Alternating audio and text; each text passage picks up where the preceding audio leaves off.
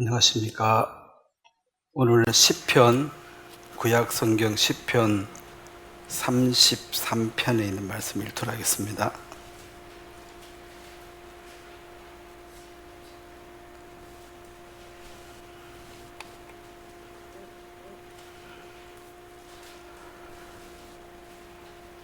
(33편) 8절 말씀을 제가 읽겠습니다.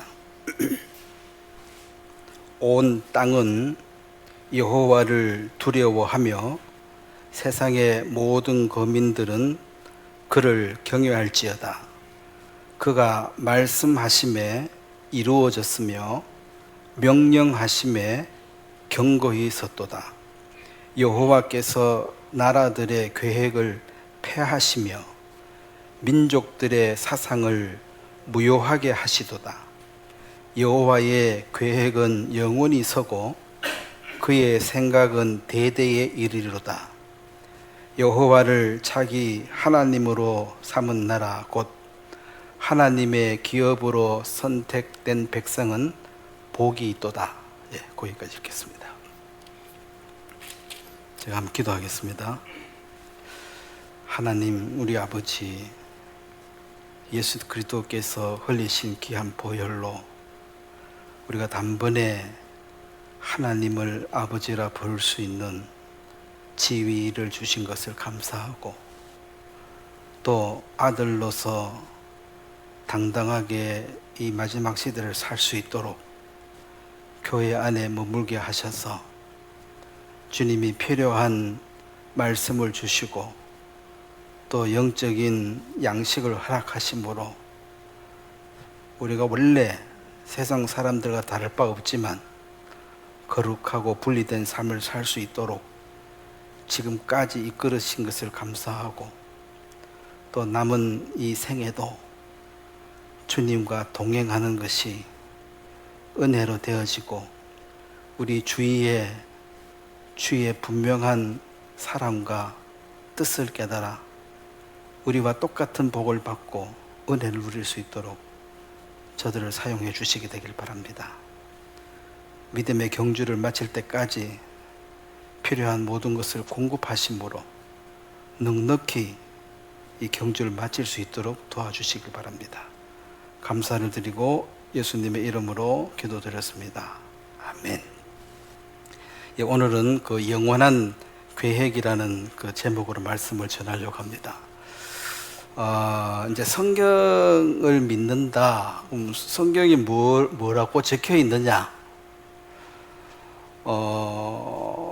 66권 성경 엄청 많은 얘기가 적혀 있죠. 그렇지만 예를 들어서 군대 간 아들이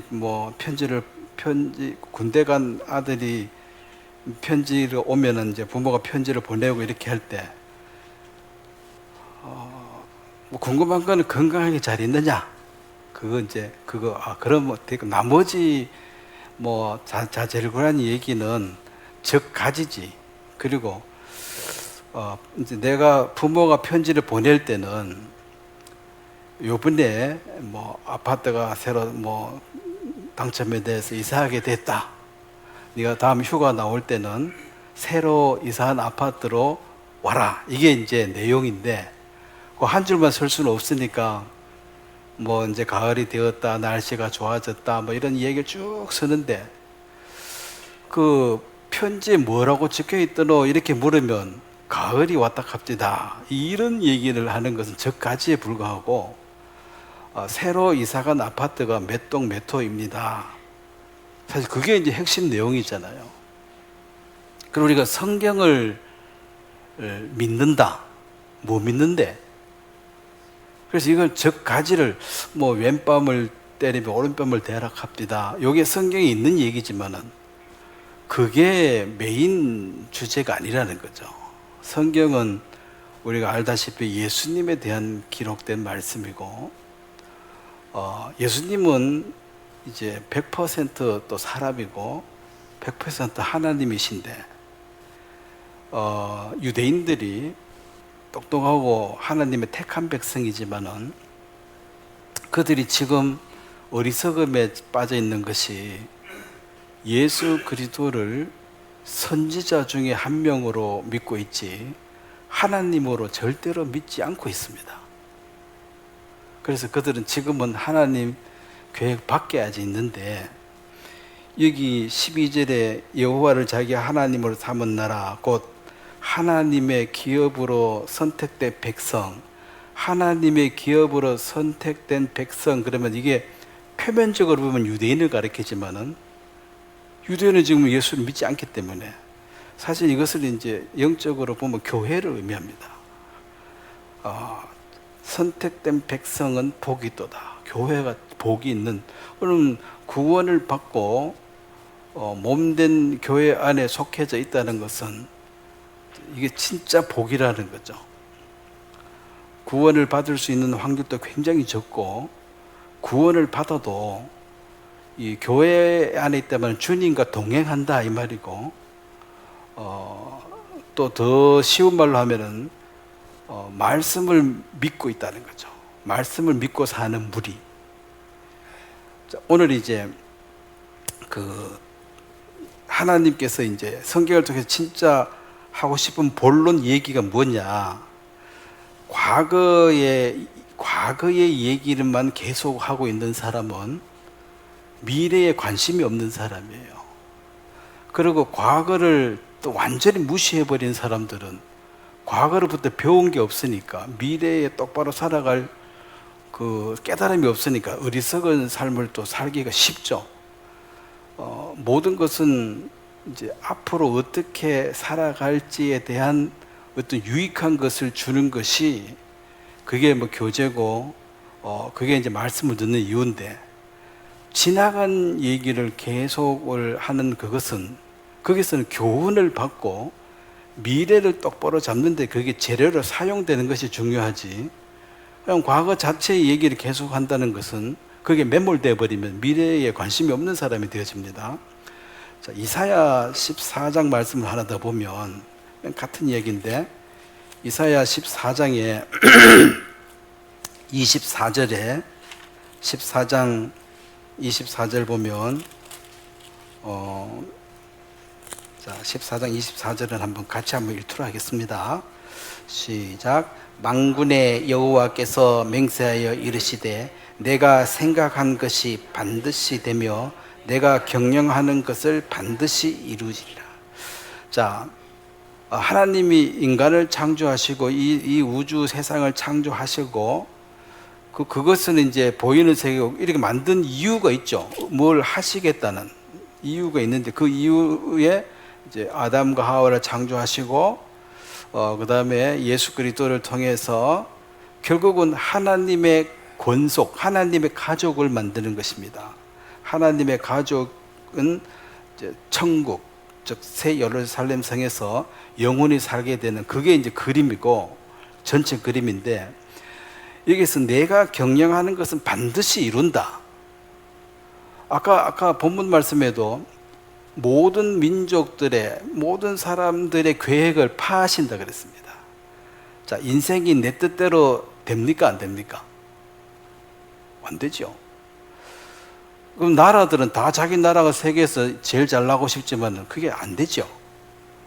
왜? 그것은 하나님이 원하시는 길을 따라가는 거지, 인간이 원하는 대로 다 되는 게 아니에요. 그래서 하나님의 뜻은 지금 지나간 과거 얘기 말고 앞으로 되어질 얘기는, 우리에게 지금 앞으로 될 일에 대한 것에 대해서 하나님 뭐라고 말씀하시는가? 자, 데살로니가 전서 4장입니다. 우리가 믿는 바는, 성경을 믿는데 구체적으로 믿는 게 뭐냐고 묻는다면, 우리는 다른 사람하고 다르게 데살로니가 전서 4장에 자, 4장 거기 이제 13절부터 보면,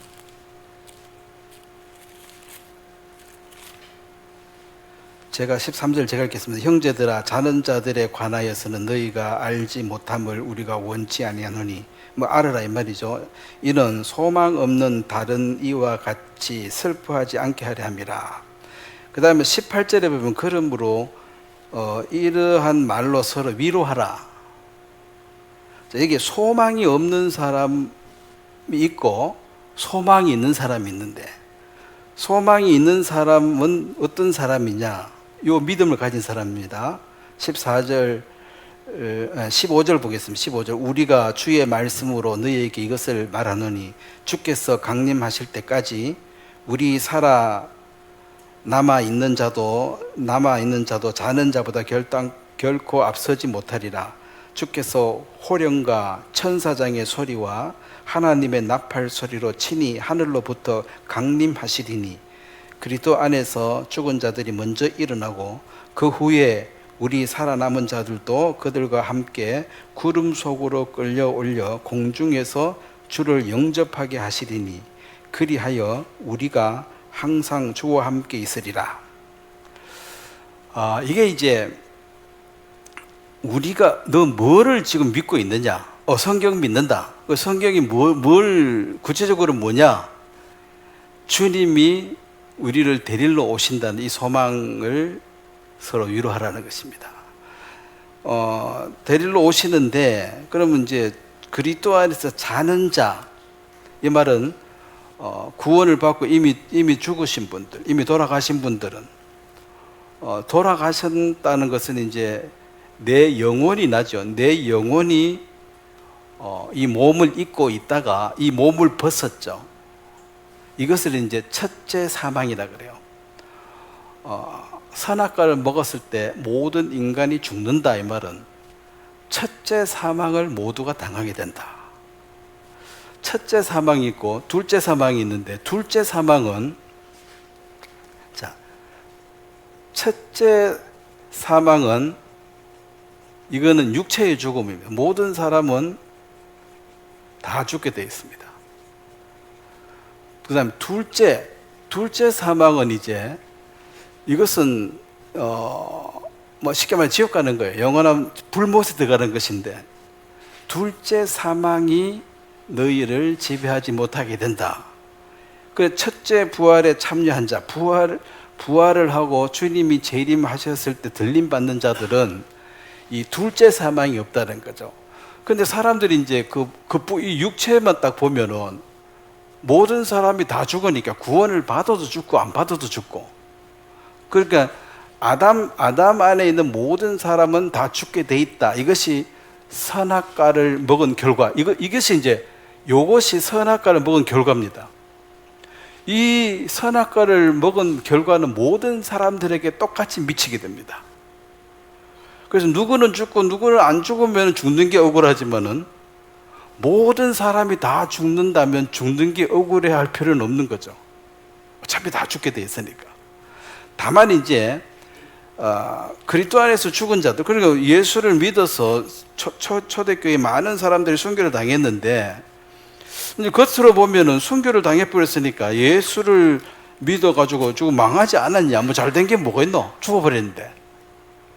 근데 물론 이제 죽는다는 그것이 이제 슬픔이지만은 바울이 이제 분명히 얘기해. 나는 그 셋째 하늘에 갔다 왔는데, 고린도후서 12장에 나오죠. 셋째 하늘에 갔다 왔는데, 그 셋째 하늘이라는 것이 첫째 하늘은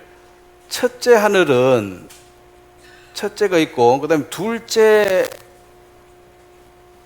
둘째 하늘은 이 우주를 가리킵니다. 우주의 크기가 크죠.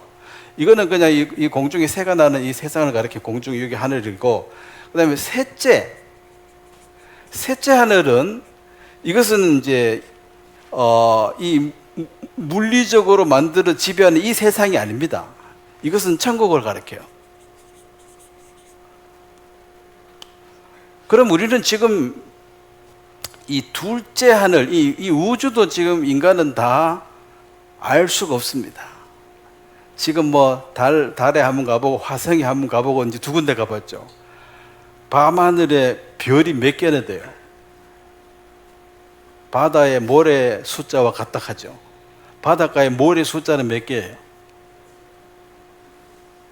자, 근데 숫자가 있기는 있어요, 없어요? 무한은 아니죠. 시간 있으면 계속 세면 답은 나오는데 못 세고 내가 죽겠지. 그러니까 이거는 이제 한계가 있는 거고, 이거는 다 유한한 겁니다. 여기까지는 유한한 세계라. 여기는 무한한 거예요. 영원 세계라. 그러니까 고린도후서 12장에 바울이 내가 셋째 하늘에 갔다 왔는데, 여기에 갔다 오고 이 사람이 확 달라져 버린 게, 나는 주님 품에 가고 싶다.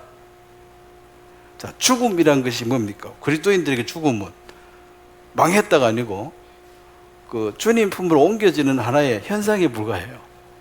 그래서 이 세상에 힘들게 사는 것이, 물론 이제 세상 사람들은 그래서 사는 게 복이지 죽으면 뭐가 복이냐. 그렇죠. 이 요한한 세계밖에 못 본 사람들은 죽으면 뭐 없으니까 사는 게 좋다. 근데 셋째 하늘에 간 바울의 간증은 분명히 나는 주님 품에 가는 게 더 낫다. 선택하라면 빨리 가고 싶은데, 내가 남아있는 이유는 여가 좋아서 있는 게 아니고 교회의 일꾼으로서 복음과 교회의 유익을 위해서 내가 사는 거다, 이 말입니다. 내 유익만 따지면은 나는 빨리 주님 품에 가고 싶다, 이 말이에요. 그래서 바울과 실라가 감옥에 잡혔을 때 바울이 찬송을 했습니다. 찬송은 즐거울 때 하는 거죠. 그럼 잡혔는데 이제 내일이면 죽는데 뭐가 즐겁습니까? 그는 고대하는 바가 주님 품에 가는 거예요. 야, 오늘이 이제 그날이네. 내일이면 주님 품에 가겠네. 너무 신난다. 거기서 찬송을 부르는데, 근데 세상에 유한한 세계에 있는 사람들이 봤을 때는 이 사람이 돌았나? 지 죽는다 하는데 지금 뭐 좋아가지고 찬송 부르고 있네? 사람의 마음을 모르니까 이제 돌았다고 말하지만, 바울은 돈 사람이 아니에요. 아주 똑똑한 사람이야. 뭐 천재야, 천재. 모든 부분 잘 알아요. 그리고 그분은 이제 주님 품에 가게 됐네. 내일이면 소풍 가네. 그러면 소풍 가기 전날 우리가 신나고 들뜬 거 똑같이 내일이면 주님 품에 가게 됐다. 그 확실한 소망이 있으니까 이제 기쁜 거죠. 근데 뭐 어거지로 찬송 부르는 거, 그거는 쇼하는 거고, 그렇죠? 하나님 앞에 쇼하고 어거지로 하는 것은 의미가 없죠. 하나님 중심을 보고 있는데 뭐 쇼하는 게 안 되죠.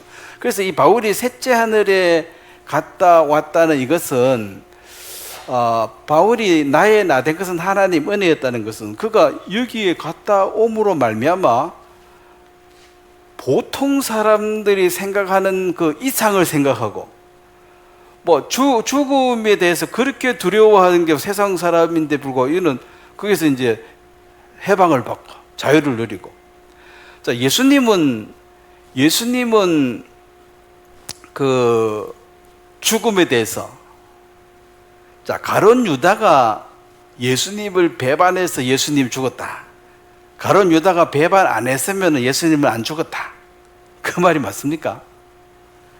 가룟 유다가 배반했다고 말하는데, 배반이란 것은 내가 너를 믿었는데 뒤통수 치는 게 배반이잖아요. 자, 예수님은 가룟 유다를 믿었습니까? 가룟 유다가 예수님 팔 걸 몰랐어요? 알았죠? 알았으면 배반당한 거예요? 배신당한 거예요? 아니죠. 그러니까 가룟 유다와 상관없이 주님은 이 셋째 하늘에 있다가 여기 잠깐 왔어요. 왔다가 이제 다시 돌아가는데 무슨 두려움이 있냐는 거죠. 그 바울은 한 번만 보고도 셋째 하늘에 대한 이 사모하는 마음이 말로 형용할 수 없는 곳이라 그랬잖아. 왜냐하면 유한한 세계의 단어, 언어, 말 가지고 무한한 세계를 설명할 수 없는 게 당연하죠. 설명 뭐하죠? 너무 엄청나니까 설명을 못하는 거예요. 그러니까 셋째 하늘에서 예수님은 여기 왔다가 일 마치고 다시 가셨기 때문에, 그럼 다시 갈 때 주님이 왜 간다 그랬습니까? 너희를 위해서 뭘 예배하러 간다 그랬어요? 처소를 예배하러 간다 그랬습니다. 그러면 이제 그 처소를 예배해서 다시 데리러 온다. 이게 유대인의 결혼 제도하고 똑같습니다. 요셉, 마리아, 예수님의 육신의 아버지 이렇게 해서 그랬네. 자, 그 약혼을 하고, 약혼이라는 것은 이제 뭐 반지하고 예물 사서 가서 약혼을 하고, 그 다음에 이제 돌아옵니다. 돌아와가지고 집을 지어요. 분가를 해야 될까? 아들이 장가 가면 새 집을 줘야 되니까. 집은 아버지가 짓습니다. 아들은 뭐 그만한 능력이 없으니까 아버지가 집을 다 지으면, 그럼 아들은 아버지가 집 언제 다 지을지 알아야 몰라요? 모르지. 그 대충은 알지. 근데 아버지가 아버지가 다 지으면 이제 가자. 아들 데리고 가서 신부를 데려오는 거예요. 그가 똑같이 예수님이 지금 우리가 구원을 받았다는 신부로 이제 약혼을 해놓은 것이고, 이제 가서 집을 다 짓고, 집은 누가 지어요? 아버지 지니까. 그럼 아들은 나는 그 시와 그때를 모른다. 그 말이에요. 그러니까 유대인들은 성경 이해하기 쉽지. 자기 풍속에 속한 말을 했으니까. 그러면 이제 와가지고 신부들을 데려가는 것이, 그럼 천국은 그 이제 신혼생활 같이 사는, 영원히 사는 곳이 천국이 되는 것입니다. 그러면은 이 세상의 사람들이 지금 예수님이 다시 오신다는 이 사실을, 자, 예수님, 이게 이제 휴거는 이제는 심판주로 오십니다. 심판주로 그러니까 2000년 전에 예수님이 오셨을 때는 구세주로 오셨고, 그러니까 구세주가 이제 다시 오실 때는 구세주가 아니에요. 죽으러 오신 분이 아니고 이제는 심판주로 다시 오십니다.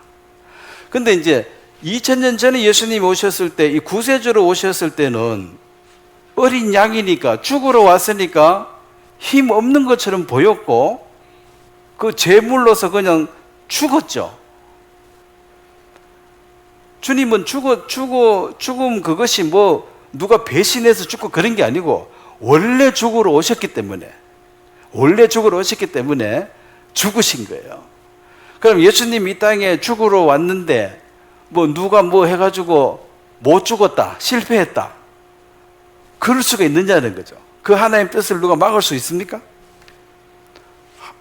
원래 하나님이 아들을 보내가지고 이 땅을 구원하기로 작정하셨기 때문에 예수님 이 땅에 오심을, 예수님 십자가에 죽으시고 세상 죄를 사는 이 큰 그림을, 이 큰 뜻을 마귀가 방해할 수가 없습니다. 그래서 하나님은 하고자 하는 일을 이루셨다. 예수님이 이 땅에 와서 죄를 사했기 때문에. 사실은 이제 마귀가 예수님을 사람들을 선동해서 예수님을 이제 죽게 했는데, 그 구세주로 왔으니까 예수님 이전의 모든 구세주들은 실제로 육신적으로 침략 당했을 때 무찌르고 그것을 구원해주고 도와줘가지고 영웅처럼 그렇게 하는 게 구세주거든. 그래서 이거 예수님이 구세주 왔으니까 이걸 죽여버려야 되겠다 생각해서 예수님 태어날 때부터 그 주위 어린아이들, 남자들 다 죽이고 그렇게 하는, 계속 죽이고, 이게 하나님의 일을 방해하는 거죠. 근데 하나님의 일을 방해할 자가 없습니다. 결국 마귀가 예수님을 죽였을 때 자기 나름대로 계산을 했을 때는 구세주로 왔으니까 이거 죽여버렸으니까 이제 성공했다고 말했겠지만은, 사실 하나님의 일에 결정적으로 도와준 게 마귀고, 마귀가 내가 이 예수님을 죽여버리면 세상 죄가 없어지고 천국 가는 길이 활짝 열리고 나는 망한다는 사실을 알았더라면 마귀가 선동해서 예수를 죽이겠습니까? 절대로 죽이면 안 되지. 죽이면 죄가 없어지고 천국 문이 열려버리고, 이 열린 천국 문을 닫을 수가 없습니다, 인간은. 그런데 마귀가 잘난 척 해서도 그 하나님의 깊은 뜻을 몰라가지고 멍청해서 예수님을 죽인 거예요, 사실은 알고 보면. 그래서 제가 자주 이 마귀 돌대가리라는 게 그 결정적인 실수를 해가지고 완전히 망해버린 거거든. 다시 물을 수도 없고 이거 다시 돌릴 수도 없고 세상에 모든 죄가 없어져 버렸는데 이제 어떡할 거냐는 거죠. 망한 거죠. 그게 이제 뱀의 머리를 상해할 것이다. 누가? 여자의 후손이. 여자의 후손은 아버지 없이 태어난 자, 씨 없이 태어난 자. 예수를 가리키죠. 그래서 이 휴거가 된다는 이 사실을 기다리고 있는 자가 이게 이제 산 소망입니다. 진짜 소망 가지고 있는 사람. 근데 지금 성경 들고 다니지만은 참 소망을 가지고 있는 자들이 많이 없습니다. 성경을, 기독교를 많은 종교 중에 하나. 종교는 너의 선한 행위로 구원을 받고 네가 잘못하면 벌을 받는다. 이게 다 종교에 속해 있습니다. 그래서 행위를 강조할 수밖에 없어요. 특히 이단에 빠진 사람들은 공포 분위기죠. 거기 떠나면 너는 바로 지옥이다. 이렇게 다 세뇌가 돼가지고 벌벌 떨어요. 거기서 너 나가라 할까봐 겁을 바짝 먹고 있다니까. 사실 나가라 해서 쫓겨나면 얼마나 복이라. 그 이단에 빠져 있다가.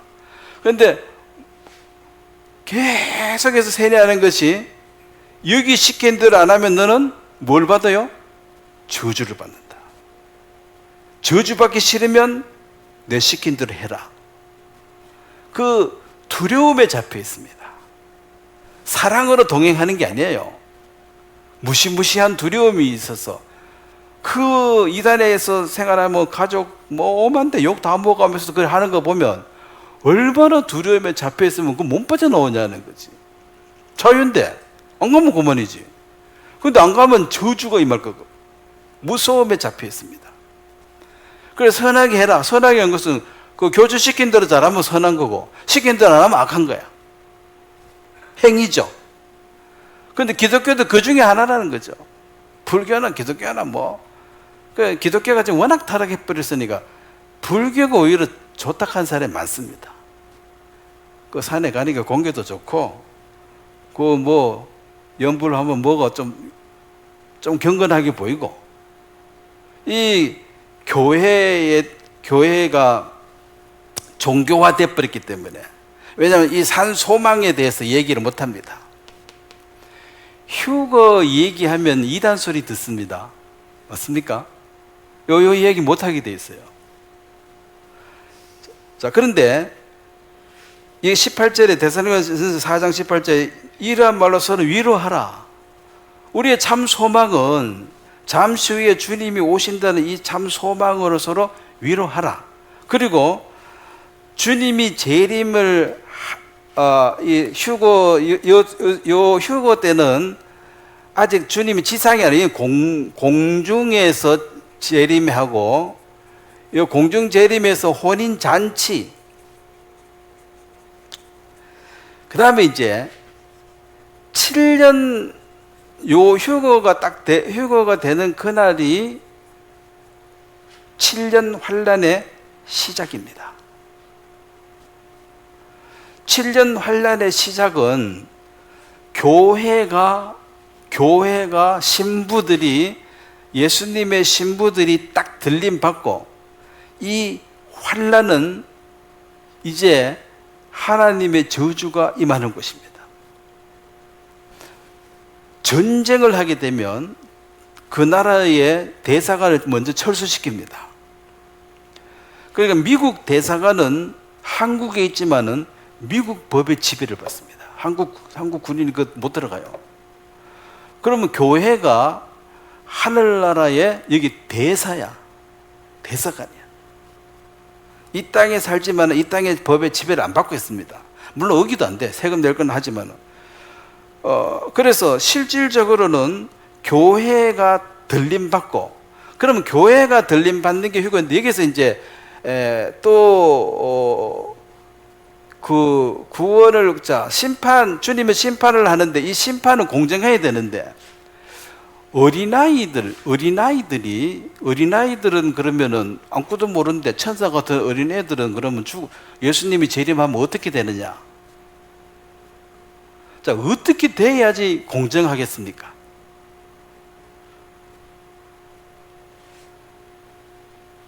그 어떤 사람들은 누구든지 예수님으로 거듭나지 않으면 다 지옥 가야 된다. 그러면 어린애들은 죄가 뭔지도 모르고 뭐 말기도 못 알아듣는데 너 지옥이라. 이거는 합당치 않다는 거죠. 그래서 어린아이를 어디까지 어린아이를 볼 거냐? 그건 사실은 뭐 정확하게 성경에 안 나와 있습니다만은 그 예수님이 성전에 가서 왜 그 유월절 행사하러 갔다가 12살쯤 됐을 때 이제 부모가 3일길 오다 보니까 아들이 없어.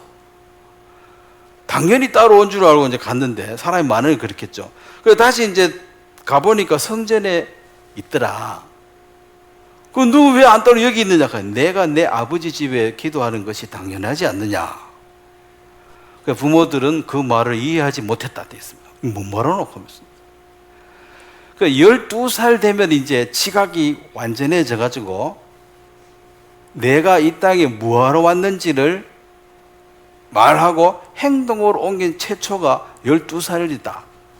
그래서 12살 밑으로는 어린애로 봐야 되지 않나. 예수님도 12살 밑으로는 어린애 아무것도 모르겠다가 이제 12살 때부터 본인이 할 일이 뭔지를 알았다는 거죠.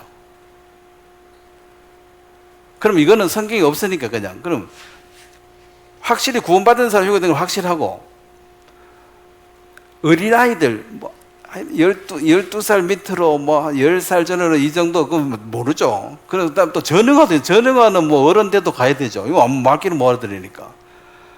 이런 친구들은 싹 휴가 같이 된다고 하는 게 그게 공정한 심판이다. 그러면 휴가가 되어지고 나면 이제 동네에 애가 없어지겠죠. 구원받은 사람 몇 명 안 되니까 그것도 없어지겠죠. 그러면 세상은 뭐 중심 인물들은 다 이어 있어요. 잘난 사람 다 이어 있고, 그 12살 밑으로 애들 싹 없어지고, 그 다음에 뭐 좀 전형아들, 이게 말기 뭐하는 이런 친구들도 당연히 구원 받아야 되고, 그 몇몇 이제 의인들 들림 받고, 나머지는 그대로 있으니까 깜짝 놀라겠지만 이 중심 세력이 그대로 있으니까 세상은 또 여전히 돌아가겠습니까? 안 돌아가겠습니까? 돌아갑니다. 여러분 없어진다고 뭐 크게 슬퍼할 사람도 많이 없어요. 그 이상한 소리 하는 애들 그냥 어디 가버렸네. 아, 이거 잘 됐다 하면서 귀찮은데 맨날 예수 그래서 하더니만은.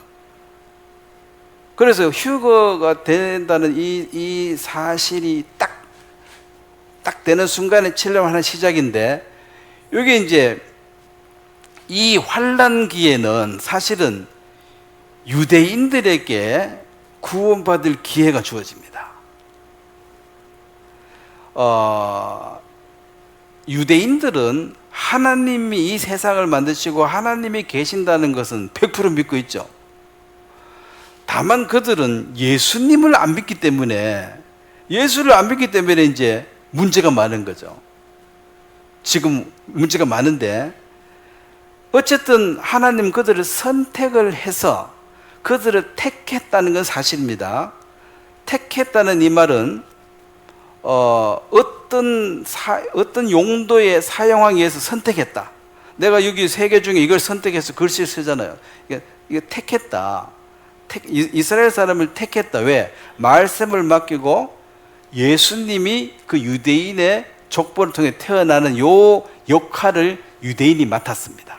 그 유대인은 말씀을 잘 보존해야 돼요. 본인들은 그 말씀의 깊은 내막은 모르고 어쨌든 말씀을 외우고 전하고 이거는 확실히 잘하니까. 그리고 예수님이 그 아브라함의 후손을 통해서 이 땅에 태어나시는 그 역할의 유대인이 택함을 받았다. 택함을 받았다, 선택을 받았다, 이거로 천국은 아닙니다.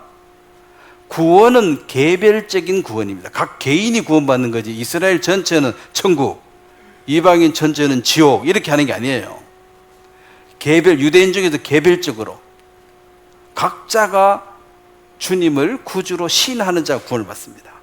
그런데 대다수는 지금 예수를 훌륭한 선지자 중에 한 명으로는 인정하지만은 하나님으로는 받아들일 수가 없는 거죠. 왜냐하면은 유일신 하나님은 한 분이시다. 여기에서 예수님까지 하나님이 두 분이시다.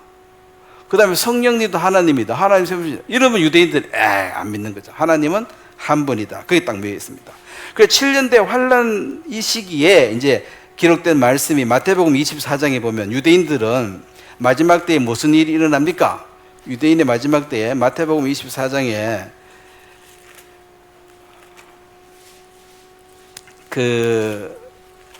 여기서 이제 행위 구원이 나오는데, 우리가 받은 구원은 믿음으로 은혜로 받은 구원입니다. 그러면 은혜와 교회 시대는 휴거로 끝나버렸으니까 7년대 환란 때는 요거는 행위 구원, 100% 자기의 행위에 따라서 구원을 받고 못 받고 결정됩니다. 행위 구원. 그래서 마태복음 24장 13절에 보면 끝까지 견디는 자가, 자, 한번 같이 읽겠습니다. 마태복음 24장 13절 시작. 그러나 끝까지 견디는 자는 구원을 얻으리라. 끝까지 견디는 자 구원을 얻는다 그랬습니다. 그 다음에 계시록 7장을 한번 보겠습니다. 요한계시록, 성경 마지막 부분 요한계시록 7장에 보면 과연 얼마나 많은 사람들이 여기서 구원을 받는가? 계시록 7장 4절에 보면 내가 인침을 받은 자의 수를 들으니 이스라엘 자손의 각 지파 중에서 인침을 받은 자들이 14만 4천이다. 여기 14만 4천. 한국의 이단이 14만 4천 가지고 전도 열심히 하고 있죠. 굉장히 많은 사람들이 모인답니다. 요거는 유대인이 행위로 목숨 걸고 끝까지 견뎌서 받는 자의 숫자가 14만 4천 명이 먼저 정해져 있습니다. 이건 특석을 이미 정해놨고, 나머지 9절 말씀을 또 한번 보겠습니다. 7장, 요한계시록 7장 9절 한번 같이 읽겠습니다. 시작. 이 일 후에 내가 보니 각 나라의 족속과 백성과 방언에서 아무도 능히 셀 수 없는 큰 무리가 나와 흰옷을 입고 손에 정류가지를 들고 보좌 앞과 어린 양 앞에 서서, 자 10절도 큰 소리로 외쳐 이르되 구원하심이 보좌에 앉으신 우리 하나님과 어린 양에게 있도다 하니. 자 여기 이제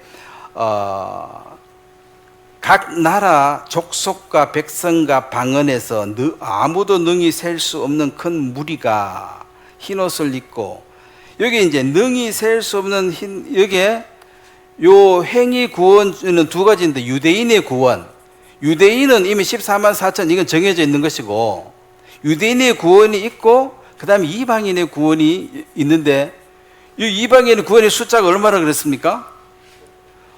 능히 셀 수 없는 수다. 큰 무리가 여기서 구원을 받는다 그랬습니다. 우리는 이제 지금 우리 주위에 있는 사람들에게 지금 내가 전도할 때 네가 안 믿는 거는 내 이해한다. 이거 믿음이라는 것이 애써서 믿어지지가 않고, 믿음은 선물로 나도 받았으니까. 근데 내가 없어지거든, 내가 휴거되거든, 이제 이 큰 무리에 속해라. 목숨 걸고 유대인과 함께 해라.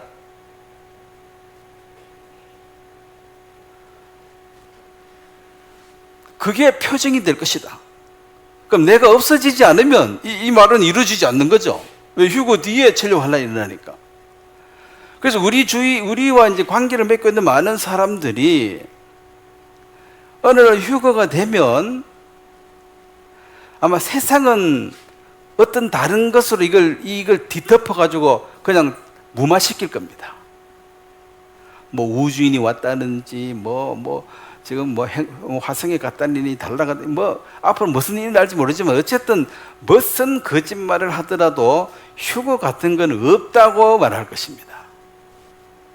근데 우리와 상관없는 사람은 그 사람 없어진지 말지 관심이 없으니까 없어지면 뭐 잘 됐다 그러면 넘어가면 그만이지만 나하고 관계된 사람들은 이제 내가 없어지는 것이 하나의 표징이다. 내가 없어지지 않거든. 네가 내 하는 말 믿지 마라. 내가 없어지고 나면 믿으라는 것이 이제 이 큰 무리에 속해서 어린 양 대신 그리스도를 죽을 때까지 부인하면 안 돼요. 뭐 손톱이 뽑히든 눈알이 뽑히든 죽을 때까지 버티고 있으면 14만 4천 플러스 이방인들이 7년 환란 통과해서 이제 7년 환란이 끝날 때 바로 이제 천년 왕국이 이루어집니다. 자, 천년 왕국은 예수님의 지상 재림입니다. 이때까지는 예수님 아직 안 왔습니다. 예루살렘에 예수님이 발을 탁 딛는 지상 재림은 7년대 환란이 끝나는 날 재림입니다. 지상 재림이에요. 공중에 왔는 걸 못 봤으니까 사람들이 아직도 안 믿을 거예요. 그러니까 마귀가 거짓말 해도 되죠. 공중으로 가도 공중에 뭐 가기는 뭘까 근데 이제 7년 지나고 나면은 예수님 실제로 와서 1000년 동안 왕노릇 하는 것이 천년왕국입니다. 그럼 천년왕국에 들어가는 사람들은 자, 첫 번째 휴거된 사람들 휴거 가야 되고 그 다음에 요 유대인 행위로 구원받은 유대인 플러스 행위로 구원받은 이방인 이 세 부류의 사람들이 들어가게 됩니다. 그러면 이제 차이가 뭐냐면은 요 휴거된 사람들은 부활의 첫 열매 대신 예수 그리스도의 몸처럼 완전히 새 옷으로 갈아입어 버려서 이제는 뭐 결혼하고 자식 놓고 이런 몸이 아니에요. 그 시공간을 초월해서 움직일 수 있는 존재가 되어버렸습니다. 이거는 이제 결혼 시집 안 하고 그럼 여기 행위로 여기 휴거는 은혜로 구원받은 사람이고 요 사람들은 뭘로 구원받았어요? 행위로 죽도록 충성해가지고 구원받은 사람.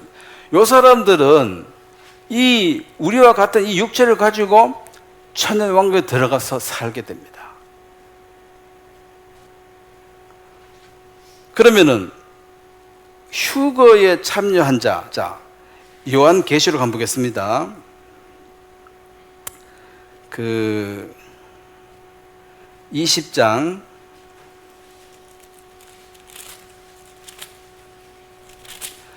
앞으로 되어질 일의 큰 그림입니다. 이것은 하나님의 뜻이기 때문에 이건 절대로 바뀔 수가 없는 거예요. 뭐 누가 무슨 소리 해도 바뀔 수 없는 사실입니다. 그 천년왕국에 들어가는 사람들이 자, 요한계시록 20장 4절 보겠습니다. 또 내가 보좌들을 보니 거기에 앉은 자들이 있어 심판하는 권세를 받았더라. 또 내가 보니 예수를 증언함과 하나님의 말씀 때문에 목배임을 당한 자들의 영혼과 또 짐승과 그의 우상에게 경배하지도 아니하고 그들의 이마와 손에 표를 받지 아니한 자들이 살아서 그리스도와 더불어 천년 동안 왕노릇하리니. 6절 말씀 한번 같이 읽겠습니다. 시작. 이 첫째 부활에 참여한 자들은 복이 있고 거룩하도다. 둘째 사망이 그들을 다스릴 권세가 없고 도리어 그들이 하나님과 그리스도의 제사장이 되어 천년 동안 그리스도로 더불어 왕노릇하리로다. 요 휴거 당한 요 사람들 첫 번째 부활. 왜 이미 구원을 받고 죽은 사람들은 다시 살아나야 돼. 죽은 자가 먼저 일어난다 했으니까 살아나고 우리가 다행히 안 죽으면 우리는 그 다음에 같이 휴거를 당하게 됩니다. 요 사람들은 복 받은 게 예수 그리스도의 신부로서 왕비로서 왕이 다스리는 나라의 왕비는 다스림을 받는 자입니까? 함께 다스리는 자입니까?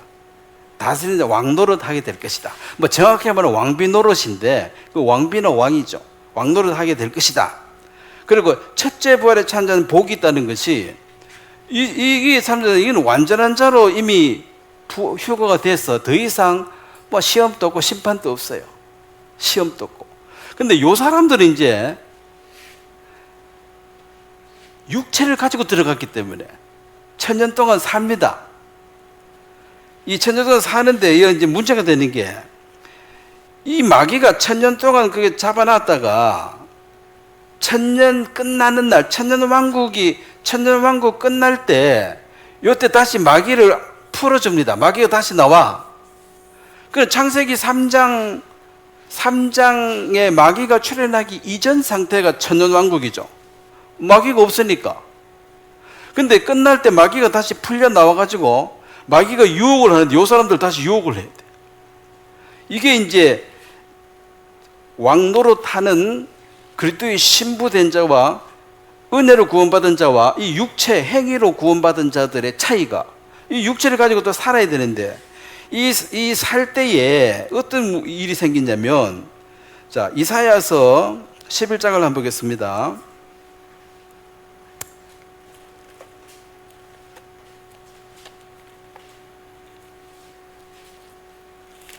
사실 오늘 제가 하는 이런 얘기를 안 믿어버리면 성경 믿는단 만나예요.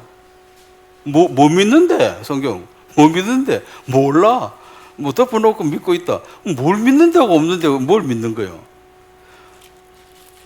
그냥 성경도 그 내용 모르고 그냥 믿으면 이거 부적이는 똑같아. 붙여놓고 잘 될 거라 하면, 성경 들고 있으면 잘 될 거라고. 그건 믿음이 아니죠. 미신입니다. 이사야 11장 6절부터 제가 한번 읽겠습니다. 그때에 이리가 어린 양과 함께 살며 표범이 어린 염소와 함께 누우며 송아지와 어린 사자와 살찐 짐승이 함께 있어 어린아이들에게 끌리며. 자, 창세기 1장에 인간은 모든 육축을 다스리고 지배하라 그랬죠. 근데 지금 살아온 짐승들이 사람한테 대들죠. 배고플 때. 이거는 반역이죠. 왜 반역하게 됐어요? 인간이 먼저 하나님을 반역했기 때문에 이 체제가 깨진 거야 지금. 근데 천년왕국에 들어가면은, 이제 여기는 반역하는 자는 천년왕국에 아무도 없으니까 순종하게 들어가면은 자동적으로 짐승들은 인간의 지배를 받게 됐습니다. 그 어린애가 사자 코끼리 끌고 가도 꼼짝 못하고 따라온다는 거지. 지금 또 짐승들이 그 본성이, 사람에게 순종하려는 본성이 있어요. 뭐가 이렇게 배가 고프거나 뭐 발정이 나거나 뭐가 이상해졌을 때 사람을 공격하지, 배부르고 정상적일 때는 사람을 공격하지 않습니다. 근본적으로 이렇게 사람을 겁먹고 있다니까. 근데 이제 천년왕국이 되어지면은 이 짐승들끼리도 이제 싸우는 게 없어요. 그냥 지상 낙원이 이루어집니다. 7절, 암소와 곰이 함께 먹으며 그것들의 새끼가 함께 엎드려지며 사자가 소처럼 풀을 먹을 것이며 젖 먹는 아이가 독사의 구멍에서 장난하며 젖된 어린아이가 독사굴에 손을 넣을 것이라. 자, 이 얘기가 뭐냐면은, 자, 9절을 한번 같이 읽겠습니다. 시작. 내 거룩한 산 모든 곳에서 해됨도 없고 상함도 없을 것이니 이는 물이 바다를 덮음같이 여호와를 아는 지식이 세상에 충만할 것입니다. 자, 지금은 마귀의 지식이 세상에 충만합니다. 마귀의 지식이. 그래서 인간들이 누가 더 악하나 무슨 시험 테스트 하듯이 악행을 행하고 있습니다. 악행을 행할수록 더 잘 되던데? 그 누가 더 악하냐 콘테스트 하는 게 이 세상이에요. 악하면 악할수록 더 유명해지고 더 부자되고, 착하면 착할수록 흥부처럼 뭐 거지처럼 밥풀떼기 떼먹고 살아야 되고 이게 완전히 거꾸로 된 거지. 근데 천년왕국에는 마귀를 무조건 쳐넣어버리니까, 마귀가 없으니까 하나님의 빛만 가득합니다. 그래서 하나님에 대해서 전도할 이유가 없는 게 다 알고 있어요. 충만한 세계입니다. 그래서 짐승이고 사람이고 너무너무 좋은 시절입니다. 이사야 65장을 한번 보겠습니다. 이사야 65장. 이사야 65장 19절 제가 읽겠습니다. 내가 예루살렘을 즐거워하며, 이사야 65장 19절, 나의 백성을 기뻐하리니 우는 소리와 부르짖는 소리가 그 가운데서 다시 들리지 아니할 것이며.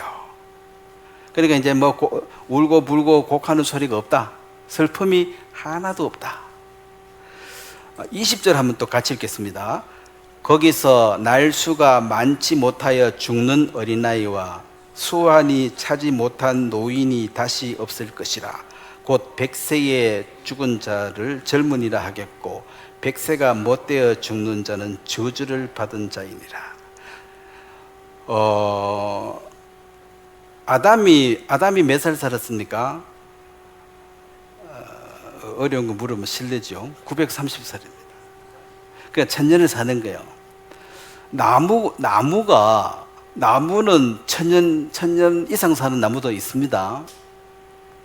그러니까 1000년을 산다고 기준으로 잡으면 10분의 1 같으면은 100살이죠. 100살을 그러면은 지금 이제 120살 산다 치고 120살에 10분의 1은 몇 살입니까? 12살이죠. 그러니까 12살 때가 죽으면은 이거 잘못된 거지. 너무 빨리 죽은 거지.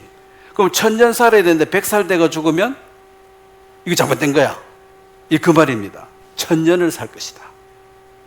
100세 죽었다 하면 아이고 어린 게 벌써 죽었나. 아이고야 어린애가 죽었네. 아이고야 안 됐다. 이게 이제 천년 왕국의 얘기라는 거죠. 아니 100살이 무슨 어린애고 노인이지. 근데 그걸 기대치를 계산해 보면은 1000살에 100살은 10분의 1이잖아요. 그러면 지금 뭐 만약에 80대가 죽은 사람은 8살 되고 죽었으면 이거 잘못된 거잖아. 그 똑같은 원리입니다. 그래서 천년왕국에는 안 죽는다는 소리지. 다 천년을 산다는 것입니다. 그 천년 동안 사는데 이제 뭐냐면 이 유대인들과 이방인들 천년 동안 그냥 사는 게 아니고 자식을 계속 놓는다는 거지. 같이 살면 자식은 자꾸 생기잖아요. 그래서 이 자식들이 엄청 많이 태어나게 되는데, 자, 계시록 20장 7절에 보겠습니다, 이제. 그럼 천년 동안 자식을 낳았으면 몇 명 낳았겠어요? 또 자식이 또 자식 놓을 거 아니야. 손자가 또 자식 놓고. 그 한 집안에 내 자식, 아니, 매일 태어날 것 같아. 매일 태어나고, 매일 좋고, 맨날 돌잔치야, 맨날. 왜? 계속 태어나니까. 또 병도 없어. 죽지도 않아. 그래서 인구가 엄청나게 천년 동안 는다는 거죠. 그러니까 이 천년왕국은, 또 이 세상이 좀 바뀝니다. 그것도 한번 보겠습니다. 이사야서 40장 먼저 한번 봐야 되겠네. 천년왕국은 지금처럼 이렇게 환경이 이렇게 나쁜 게 아닙니다. 이사야 40장에 그 5대양 6대주가 이게 갈라졌는데 원래는 땅이 하나입니다. 하나인데 이게 나뉘어진 거예요. 그러면 천년왕국이 되면은 이게 다시 하나로 붙습니다. 그래서 산도 이게 지진 때문에 산이 생긴 거거든. 산도 없어집니다. 이사야 40장 4절 말씀을 한번 보겠습니다. 4절 한번 같이 읽겠습니다. 골짜기마다 도도해지며 산마다 언덕마다 낮아지며 고르지 않는 곳이 평탄하게 되며 험한 곳이 평지가 될 것이요. 그래서 이제 계시록에도 이런 말씀, 섬들이 다 이렇게 들어붙고 5대양 6제주도 딱 들어붙어 가지고 이제 그 예루살렘이 세상의 중심이 되고 땅이 한 덩거리가 돼요. 한 덩거리. 평평하고. 그래서 지상 낙원이 이루어집니다. 거기서 천년 동안 계속 자식을 놓고 사니까 엄청 많은 자식이 태어나는데, 자, 그리고 이제 계시록 20장 천년왕국 이제 말기 증세, 천년이 차고 나면 마지막 때요 무슨 일이 일어나느냐? 계시록 20장 7절에 보면 제가 읽겠습니다. 천년이 차매, 천년이 찼습니다. 사단이 그 옥에서 놓여 나와서 땅의 사방 백성 곡과 마곡을 미혹하고 모아 싸움을 붙이리니 그 수가 바다의 모래 같으니라. 그들이 지면에 널리 퍼져 성도들의 증과 사랑하시는 성을 두루매. 이제 마귀가 사람들을 선동해서 예루살렘 성을 공격하고 성도들을 공격한다는 거죠. 하늘에서 불이 내려와 그들을 태워버리고 또 그들을 미혹하는 마귀가 불과 유황못에 던지리니 거기는 그 짐승과 거짓 선지자도 있어 세세토록 밤낮 괴로움을 받으리라. 자, 이것이 이제 천년 왕국에 들어간 요 행위 구원자 1세대 이 사람들은 목숨 걸고 내 행위로 구원을 받았습니다. 여기서 자식이 태어나면 2세대가 되면 2세대, 손자는 3세, 4세, 이제 세대가 쭉 나오죠. 그러면 2세대, 3세대, 4세대 요 밑으로는 태어나 보니까 마귀도 없고 유혹도 없고 천년왕국 완전히 낙원이야. 그래서 하나님 아는 지식으로 세상이 충만해가지고 늘 하나님 찬양하고 잘 살았어. 마귀도 없으니까. 근데 마귀가 이제 천년왕국 끝날 때 마귀가 왜 하나님 놓아주느냐면은 요 1세대는 구원은 각자 받는 거예요. 구원은 유전되는 게 아닙니다. 유전은 죄만 유전돼요. 아담의 죄만 유전되지 구원은 유전이 안 됩니다. 그러면 이 행위 구원자 2세는 구원을 받았어요, 못 받았어요? 그럼 왜 하나님 찬양하고 삽니까? 분위기 좋아. 그냥 전체가 하나님 찬양이야. 그래서 이거는 각자 구원을 받은, 구원을 안 받았다면 아직까지 시험을 받은 적이 없는 거야. 그래서 마귀가 천년왕국 끝날 때 한번 와가지고 한번 시험을 해서 마귀와 하나님 중에서 다시 하나님을 선택하는 각자 도생, 각자 구원을 다시 받아야 된다. 그것이 천년왕국 끝날 때 마귀가 한번 나와야 될 이유입니다. 그래야지 공정하지 않습니까? 누구는 부모 덕에 천국 가고, 예? 이 세대들은 부모 덕에 그럼 지금 천년왕국까지 이 땅에 있는 거니까 그걸 간다 치더라도 천국은 그 유전 받아갖고 유산 받아서 가는 데가 아니라 각자 구원을 받아야 됩니다. 그래 천년 뒤에 이제 내려오니까 이 사람들 중에서 하나님을 대적하는 사람들이 나타나겠습니까? 안 나타나겠습니까? 예? 이거 분명히 나타나죠. 자, 8절에 아까 8절이죠. 나와서 땅의 사방 곡과 마곡을 미혹하여 모아 사함을 붙이니 그 수가 바다의 모래 같더라. 자, 이게 또 바다의 모래 또 나오네. 큰 무리가 벌써 마귀 편에 서가지고 누구를 공격해요? 성도와 예루살렘 성전을 공격하더라. 그러면 이제 하나님이 천군 천사가 요거는 사람이 하나님이 직접 불로 심판해버려가지고 끝내버리는 것이 아마겟돈 전쟁 끝나는 것입니다. 그래서 선과 악의 마지막 대결. 그래서 이 2세, 3세, 4세, 5세, 50세, 100세까지 몰라도 이 많은 그 허다한 그 무리들이 벌써 마귀 편에 서가지고, 그러니까 죄의 성을 갖고 있는데 분위기가 좋아가지고 죄질 기회가 없었는 거예요. 근데 마귀가 와서 유혹을 하니까, 자, 유혹을 한다는 것은 반드시 넘어가라가 아닙니다. 넘어갈 수도 있고 안 넘어갈 수도 있고. 예수님도 유혹을 받았잖아요. 유혹하는 것이 왜 유혹합니까? 유혹을 해봐야지만이 하나님을 사랑하는지 안 하는지 자발적으로 그걸 아는 거지. 부모 잘 만난 덕에 그냥 천국 데려가 버리면은 얘들은 천국 가서 또 말썽 일으킬 사람들이야. 왜? 하나님 편에 선 적이 없거든. 그래서 마귀가 잠깐 놓여서 유혹해 보니까 굉장히 많은 사람들이 또 마귀 편에 섰더라.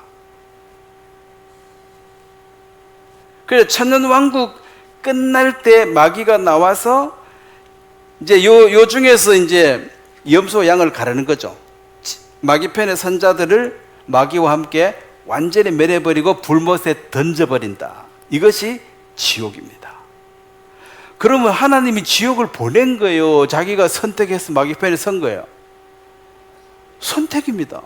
그럼 그렇게 천년 동안 하나님 잘생겼으면은 그럼 하나님 편에 당연히 서야지. 왜 마귀 편에 서냐는 거지. 탐심이 있고 이 인간이 본성이 있잖아요.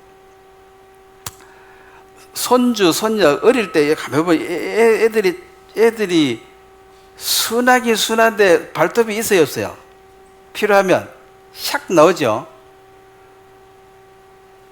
근데 그게 이제 그 아담의 후손이라는 것은 죄를 지을 수 있는 그 유전인자는 갖고 있는데, 자, 하나님은 네가 자유의지로 둘 중에 하나다. 하나님을 선택하든지 마귀를 쓰는 둘 중에 하나를 해라.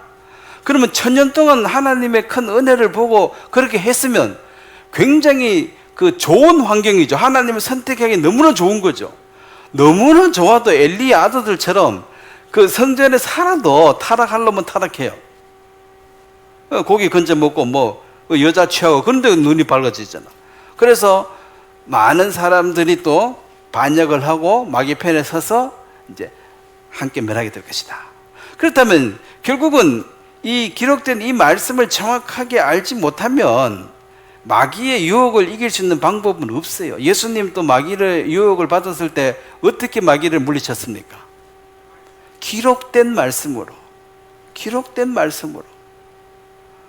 그래서 하나님의 이런 계획이 이미 짜졌고 이것은 반드시 이루어집니다. 이걸 막을 사람이 없어요.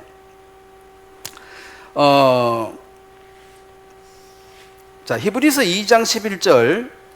자, 하나님의 가족, 그러면 천국, 즉 천국이라고 말하는 그것이 성경적으로 새 예루살렘 성입니다. 지옥은 불못입니다.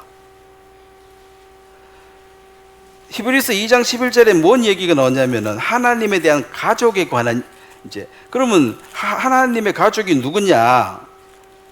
2장 11절. 자, 한번 같이 읽겠습니다. 거룩하게 하시는 이와 거룩하게 함을 받은 자들이 다 한 근원에서 난지라. 그러므로 형제라 부르시기를 부끄러워 안 하시고. 자, 제가 이걸 설명을 몇 번 했는데 형제 자매란 이 말은 여기 이제 하나님이 계시고 하나님에게서 난 자가 예수 그리스도입니다. 자, 이건 하나님 아버지 맞죠? 이건 자녀고. 그러면은 여기서 이제 자, 11절에 거룩하게 하시는 이, 우리를 거룩하게 하시는 이가 이 예수님이죠. 거룩하게 하시는 이와 그 다음에 거룩함을 받은 자, 형제, 자매, 거룩함을 받은 자는 이 은혜로 거룩함을 받은 자들, 여기 성도들입니다. 거룩하게 하시는 자와 거룩하게 함을 받은 자들이 다 어디서 났어요? 한 근원에 났다. 이 하나님께로부터 났다. 그러면 예수님과 하나님이 아버지 부자관계고, 그러면 여기에 은혜를 이루어서 거룩해지는 우리도 하나님 보고 뭐라 부를 자격이 있어요? 하나님을 아버지로 부를 자격이 있다는 거죠. 그래서 갈라디아서에 아바 아버지라다. 그러면 이 세상에 많은 사람 중에 내가 어떤 사람 보고 아버지라고 부를 수 있는 사람은 하나밖에 없는 거예요. 그 아버지가 부자라면 복 받은 거지.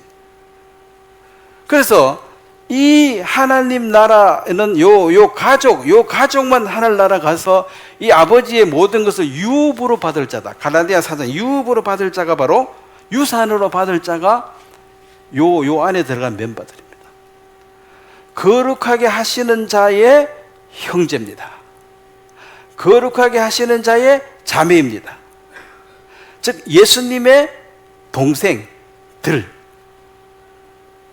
그래서 예수님이 형제라 부르기를 부끄러워 안 하시고 예수님이 우리 보고 뭐라고 불러요? 동생아라고 부른다는 거죠. 그럼 우리는 원래는 주님 그래야 되는데 동생아 하니까 예 형님. 먼저 건방지게 형님 이리 부르면 안 되고 거기에서 동생아 불러주니까 그럼 자매들은 뭐라 해요? 동생아 그러면 오라버니 그래야지. 근데 먼저 오라버니 일로 와봐요. 이렇게 하면 그것도 모양새가 안 좋지요. 뭐 이런 동생이 다 있어. 이게 부끄러워하는 거예요. 동생이라 부르기 싫어. 넌 너무 추잡아가지고. 이러면 내가 가서 형님 이렇게 말하면 민폐고. 부끄러워 안 하는 게 주님이니. 주님이 아이고 동생아 하고 받아줄 때요. 예 형님 이게 맞는 거죠. 그래서 요 가족이 되어진 사람이 예루살렘에서 영원히 살게 되는 것이 바로 그래서 예수님이 이 땅에 오신 것은 신부를 구하러 왔습니다. 요걸 신부라 그래요. 예수님 신부.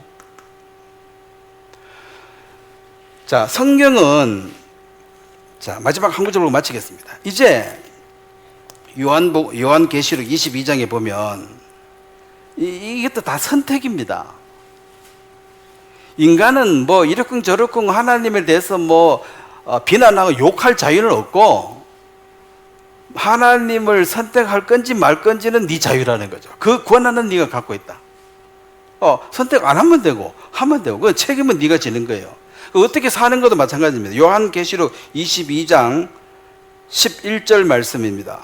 자, 같이 한번 읽도록 하겠습니다. 시작. 불의를 행하는 자는 그대로 불의를 행하고 더러운 자는 그대로 더럽고 의로운 자는 그대로 의를 행하고 거룩한 자는 그대로 거룩하게 하리라. 12절. 보라 내가 속히 오리니 내가 줄 상이 내게 있으니 각 사람에게 그가 행한 대로 갚아주리라. 자, 여기 보면은 불의를 행하는 자는 그대로 불의를 행하고, 자, 그럼 나는 불의하게 살겠다. 이걸 하나님이 정해놓은 거예요. 지가 정해서 사는 거예요. 너는 더럽게 살아라. 하나님이 정해놨습니까? 그 택함 받았어요. 더럽게 살도록. 그래 지옥 가라고. 그럼 하나님이 불의하지. 왜 나를 그런 식으로 택합니까? 자기가 선택한 거예요. 불의를 행하고 더러운 자는 그대로 더럽고. 그러면 더럽다 하면 창녀 매춘하고 살기로 누가 날 때부터 정해놨냐는 거지. 지가 정했잖아요. 그럼 지금부터 그래 안 살면 되잖아. 자기는 어쩔 수 없대. 계속 간대. 그럼 계속 간다 이 결정은 누가 한 거예요? 자기가 한 거지. 근데 바꾸면 돼. 언제든지 나 이렇게 안 산다 하면 돼요. 말릴 사람이 없어요. 근데 이 돈이라는 것이 쉽게 돈을 몇백만 원, 몇천만 원을 벌어버려. 그러면 이제 막 공장 가서 일해가지고 돈 벌려고 하면은 마음 꺾고 한 달 동안 꾸지람 들어가면서 욕 먹으면서 버텨야지. 월급 주는데 월급 받아보니까 이게 하고 조금밖에 안 줘. 근데 그 창녀로 살면은 하루 만에 다 벌 수 있어. 그러면 이제 마음 고쳐먹고 공장 가서 일하다가도 열 받으면 더러운 못하면 이 돈도 얼마 주도 안 하면서 가는 거예요. 그래서 이게 한번 쉽게 돈을 벌어보고 그 돈 쓰는 그 쾌락에 빠져본 사람들은 이게 잘못된 줄 알아도 마약처럼 이걸 못 끊어요. 우선 좋은데 나중에 위에 뗄 값에 우선 좋은데 한 달 동안 요거 넘어가면서 죽을 고생해서 월급 조금 받는 거 이거 못해. 차라리 죽여라 그래. 이래 할 바에야 죽고 말지 안 산다 그래요. 그래서 자기가 선택하는 것입니다. 의로운 자는 그대로 의를 행하고 의롭게 사는 사람도 의롭게 살고 거룩한 자는 그대로 거룩하게 하라. 이 말은 자유의지를 주었으니까 네가 어떻게 살든 네 자유지만은 그 선택에 대한 모든 책임은 누가 져야 돼요? 본인이 져라. 그래서 하나님이 사람을 이리 똑똑하게 만들어 놓은 거예요. 지혜롭게. 왜? 선택 똑바로 잘하라고. 멍청하면은 선택을 못 할 거 아니에요. 그럼 똑똑한 머리 줬더니만은 이래 선택하는데 안 쓰고 어디 씁니까? 더 불의하고 더 나쁜 짓 하고 요런 데만 머리가 막 팽팽 돌아가.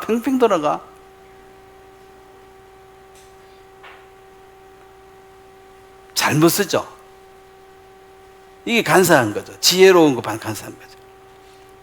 요리하라고 칼 줬더니만은 사람 막 신나게 죽여. 이게 잘못 사용하는 거예요.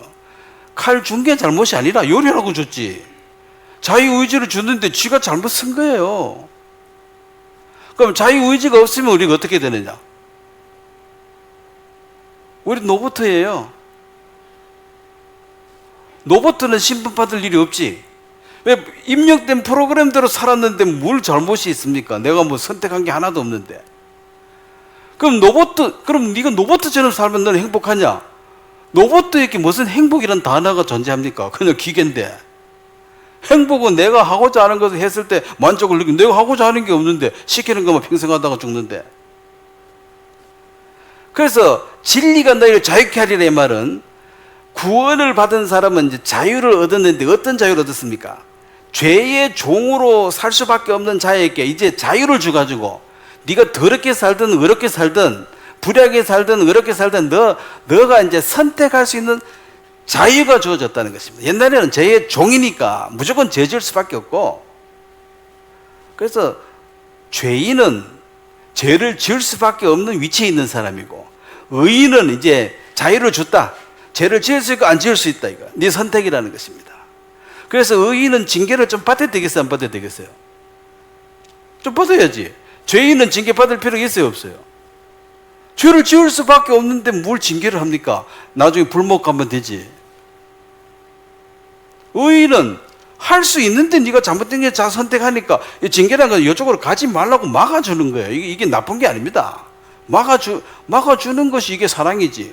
그 징계가 없으면 뭐라 그랬어요? 사생자는 내 자식 아니라. 자기 자식은 다 똑바로 살기를 바랍니다.